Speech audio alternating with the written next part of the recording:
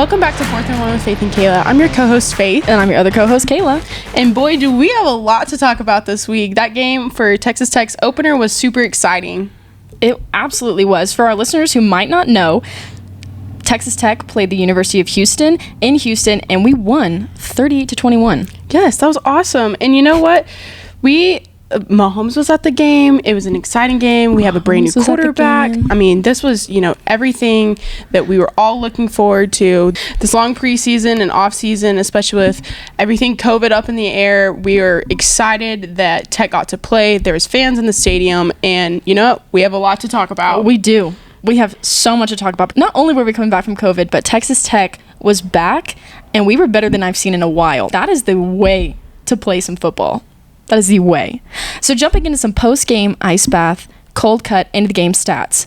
Faith, hit me with them. Eric Azukoma had 179 yards. 179 yards. Like, oh, wow. First of all, he showed out, played amazing, set the bar high, not only for Tech, but for himself for the very first game. I'll be interested to watch him rest of the season, try to hit that bar and go above it every single time. The audacity of this man to not only have 179 yards, but he straight up walked over people. Right. Not walked. He hurdled.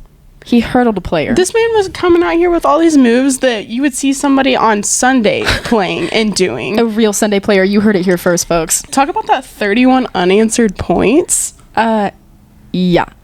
I think we could end the podcast there. That's the entirety of what this episode is about. The 31 unanswered points, man. I don't know what coach stood up there and chewed them out, but it worked. It worked. So not only, let's break this down a little bit. Let's tackle this topic. Not only did they have 31 unanswered points, but that means the offense scored 31 points, and the defense didn't let University of Houston score at all. So both sides of the ball were playing Class A football. Our defense kicked it into gear. Our offense kicked it into gear, and we're happy Tech fans at the end of the day. Amen, sister friend. We had 5 interceptions in the total of last year, and in this game alone, we had 4, including a pick 6. So, as a Texas Tech fan here, I'm excited because not only did Eric set that bar high, our defense set that bar high. It's like, I'm so excited. What other stats are we going to get to? What other things are we going to break this upcoming season? They really just opened the gate wide open for so many possibilities and opportunities for Tech football to show out this year. All right, now let's dive into that huddle. Who are the players and the plays that made this game very successful, ultimately contributed to that 31 unanswered points? So I know we already mentioned Eric Azukama, but for our listeners who might not know, Eric Azukama is a wide receiver that's been at Texas Tech all of his years. He's a junior this year. And when I tell you he is the receiver to watch, I tell you he is the receiver to watch. This man. Yes, he is. You find him on the field and then you chase him around because he's going to be chased by everyone else. Literally, you can't catch him. He had a huge run in this game. He, like I said, hurdled a player. Hurdled. I cannot wrap my mind around jumping over somebody. Maybe possibly because my vertical's literally like 8 inches, but like jumping over somebody. Eric makes it look easy. He does. And he also had 7 catches for 179 yards, which, wow. I mean, come on. You got to give it to him, man. You got to give it to him. And speaking of 7 catches for 179 yards, let's mention some chemistry. Oh, my gosh. Right. From a guy who came here all the way from Oregon, first Texas Tech football game ever, Tyler Shuck showed out for Texas Tech football. Showed out. Right. Showed out. Faith, fill me on who this man is. Fill me in. I mentioned Tyler Shuck, quarterback from all the way from Oregon. This is his first game as a Red Raider. He went 17 for 24 for 231 yards. Oh, my gosh. Right. Like, 17 out of 24. That's awesome, especially for a game opener. First time being a Red Raider. First time wearing the red and black. I know there was like a big preseason struggle between Columbia and Tyler Shuck and who was going to be the quarterback. And we all had some generalized hesitation. He's not from Texas. And us Red Raider fans are loyal Texans, Right. Says the girl from Colorado. But it's whatever. It's fine. And this man showed us. He did. And you know How to what? be a Red Wells River fan. gave him that praise in the press conference after, as he should. I think not only is Tyler giving the rest of Tech fans confidence, Wells is giving Tyler confidence. Sonny Cumbie has been able to work with him, and I think that just goes to show how awesome of an offensive coordinator Sonny Cumbie is, really. Amen. Right. And not to mention, can't forget, he had his own touchdown for 8 yards, which... A rushing touchdown. Right. He had a rushing touchdown for 8 yards, and that was on top of the 17 for 24 passes. So we're really excited about Tyler Shuck this year. Not only did he control the game in the air, but he rushed on the ground. And to have a versatile quarterback like that is Exciting. It's so exciting. It is something I don't want to say totally new, because it's not. Right. But it is a pivotal shift in this season. Tech fans should be on the edge of their seat for this next game, for sure. They should. Okay. So we talked about Tyler Shuck, who's a newcomer. I want to mention someone who actually won Big 12 Newcomer of the Week. Woo. And that person is Reggie Pearson. And this man is worthy of some praise. He's another person we had not seen play in a Tech game. He transferred from Wisconsin this year as a junior defensive back. And he was unknown. He was a wild card that we didn't know anything about. Let's give it up for those transfers, really. Right? We knew nothing about this man, and in this game alone, he had an interception, 8 tackles, and 4 solo tackles. 4 solo tackles is 4 game changers, honestly. Carrying the weight of those plays by himself. It was awesome. And It's awesome. Watching him was riveting, and to be honest with you, I didn't really even know his name going into this game, and after this game, I will not forget it. Right, you will not forget his name, and you know what? You will also be hearing him again through that Jumbotron and watching at the Jones Stadium this weekend. Consistently. To mention some more tackles, Rico Jeffers, linebacker, senior, he is, we were expecting him to do awesome, and he had 4 solo tackles, and he had his first pick 6 of his career. A pick 6, ladies and gentlemen. A pick 6! Right, so exciting. And, he actually received Big 12 Defensive Player of the Week, as he should, for the pick 6, the 4 solo tackles. He had 1 sack, and that was a beautiful sack if you were watching. Textbook tackle. We were expecting this out of Rico Jeffers for sure. And there's no pressure, but I'm going to keep expecting He's definitely the vocal leader of the defense. Right. And it shows, because does he speak and influence his players and cheer everyone else on the defense on? But he puts his actions where his words are. He doesn't just say, hey, we need to do this, XYZ. He goes out and he does it. And he gets pick 6s. It blows. I'm so excited. I hope to see another one of those pick 6s this season. So let's just general recap. In case we were too excited for y'all. We had 2 Big 12 awards given for Newcomer of the Week, Player of the Week. We had a newcomer in Tyler Shuck have a huge week. And an old name, but a new attitude, Eric Ezukama showed out. So he really did. You're probably going to hear a lot about them these next few minutes. He really did. It's because we're losing our minds. So we mentioned all these big names. We mentioned all these big players. But I just want to tell a little story. Let's hear it, Kayla. Story time. They had a chip on their shoulder this week. They did. Let's hear about it. And it showed. Coach Wells' whole new mentality for this season is the quote, now it's personal. In a video recently put out by Tech Athletics, all about, we didn't have our fans last year because of COVID. We didn't have a regular football season because of COVID. Everything is changing. And now it's personal. Everything has shifted. The mentality has shifted. The attitude has shifted. And now Texas Tech football is taking it personally. Right. And I think they really recognize that in this game, because we had 4 Tech players now playing University of Houston. Notable names like Keyshawn Carter and Tajon Henry are now on the University of Houston team. So now it's personal. And these are former teammates you're playing against. So if you don't have an attitude going into this of, this is why I'm playing, this is what I'm here for, this is who I'm here to prove myself to, and it showed. And I know Alex Hogan, who was a former Tech player that now played for University of Houston, had a tackle in the game, and the reaction afterwards, fired up. And if you couldn't tell, you mentioned it earlier, but going into that third quarter, there was an absolute night and day attitude shift. Right. And Tech took it personally.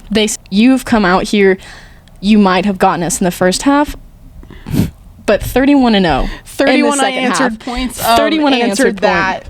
And I know University of Houston's head coach mentioned I think it was in an interview, I'm pretty sure. I don't know, but I'm sure it was hung on every locker in the Texas Tech locker room. He said, Reckham Tech? Nah. We're going to wreck Tech. 31 answered points. Who? Yeah. I'm sorry. Say it again for the people in the back. What was the audacity of this man? Quite literally. We came in and he said all these things, and if he thought Texas Tech was not going to reply and it was not going to answer and was not going to take it personally and show them every single thing we had, boy, was he mistaken. Right. Boy, was he mistaken. So now, leading into next week, we're carrying that personal mentality. We're carrying that this is what we're here for. This is who we are as we play Colby Carthel. Colby Carthel, head coach for the Stephen F. Austin Lumberjacks. Man, I miss Colby Carthel. I actually have a personal connection to Colby Carthel. Please, share with the class. Yes, I will, because my brother, Dane Douglas, when he was getting recruited by the Texas A&M Commerce Lions, Colby Carthel was a head coach there. Mm-hmm. And I remember going on this trip with him to Commerce. Our whole family went, and, we did the whole, talk with his linebackers coach and then talk with head coach. And, they really wanted him, and he really wanted to go, so it was a great deal. And I remember we were sitting in that room with head coach Colby Carthel, and my dad asked Casually. him. Yes. He was sitting there with all of his championship rings on and sitting out. And so it was very exciting. It's like you want to be a part of that moment. Mm-hmm. And we were sitting there, and my dad asked Coach Carthel this question. He said, Coach Carthel, what are the chances you win, a national championship here at Commerce, and you end up getting all these D1 offers, and then you go D1, and, Dane, my brother, was left here with, a different coach, different head coach. Mm-hmm. He was like, what are the chances of that happening? Mm-hmm. And sure enough, in 2017, the Texas A&M Commerce Lions won a national championship. Sure enough, SFA offered head coach Carthel a position for head coach, and he took it as he should, and he is working his way up that ladder in his career. And so he's an intimidating coach. Coach Carthel's dad was a very awesome coach in the Panhandle area for West Texas A&M up in Canyon, where I'm from. He is intimidating. He knows his stuff. He's going to be excited. He takes his team of coaches and with him wherever he goes. And I think it's going to be an exciting week. It's going to be another battle of coaches versus coaches. It's going to be Sonny Cumbie and Wells versus Coach Carthel, and we're really excited to see what is he going to pull out of his sleeve this week against us. So I kind of want to dive into this story a little bit more, if that's okay with you. Yes. If that's okay with you. I just want to point out the fact, were you on a recruiting trip with the head coach of the team we're playing? Right. But I also want to ask you just some generalized question, because you have a lot more of a history with Colby Carthel than I do. What is his demeanor? What is his attitude? How does he seem as a coach? It's funny you ask that, because walks in the room, he's a winner. He wants to win. He has this confidence about him. I guarantee you, he's telling his players this week, we're going to win. We're going to go win. We're going to win some more. And, he has that confidence that fills the room. Okay. And so I'm sure, and I know this because my brother played for him, that he brings that excitement onto them too. All of the players seem to love Carthel just because he was a exciting coach. He's like your go-getter winner coach. And we're excited, but might be intimidated for Coach Carthel. But after this past week, I don't think there's nobody that stands up against Texas Tech right now. Yeah, amen. I think as you talk about walking into a room and being a winner, Sonny Cumbie gives me that kind of attitude. He is infectious. His energy, his drive, his passion, it fills a space, and it inspires every single other person around him. Right. And watching the two, it's not David and Goliath. Right. This is Goliath versus Goliath. This is a big game. And this is a showdown. Even though a lot of people are going to put it off as, it's just a preliminary, not even conference game, it's a big game. I feel like it's a big game. This is just another chance for the chemistry between Tyler and Sonny Cumbie, his trust in Tyler, and to show out once again, preparing for those Big 12 games, honestly. Exactly. Because there's all this up in the air with the Big 12 and who's going to be in the Big 12 and who's not going to be in the Big 12. And I think it's exciting for these non-Big 12 games because it's like anything's on the table right now. Exactly. Honestly. Combination of Sonny Cumbie and Tyler Shuck seems to be very unbeatable right now. I would agree wholeheartedly. And when you toss in Keith Patterson and Rico Jeffers and Reggie Pearson and all these people we mentioned, this team is starting to build this bond and this attitude and this fire. It's personal. And it's not just, they walk out on the field and they're going to play a football game. There is an entirely different energy going on this year, an entirely different energy. We got 2 Big 12 award winners this past week in the walking first onto the field. Right. I feel very confident in Tech football this weekend for sure. That's also something we mentioned, these coaches battle. That's going to be really interesting to watch. as we talk, Cumbie, Carthel. Speaking of this coaches battle and all of our players coming off of last week and all of these awards and literally things that have all not the confidence, truly. It's just confidence. Like, there's been a shift because there's confidence. Let's jump into the X's and O's of next week's game. Yes, our defense is going to have to come out just the way they did last week, except for that first half. In the second half. In the second half, those 31 answered points. We want the energy they had for those 31 answered points in this next game against SFA. We want a third quarter attitude. Yes, we want that third quarter attitude for, the rest of the season. That would be great. If any of the Tech players listen to this, I have high expectations. Yes, and so our defense is going to have to stop Trey Shelf and whatever he pulls out of his back pocket this week. I believe and have that confidence that they will.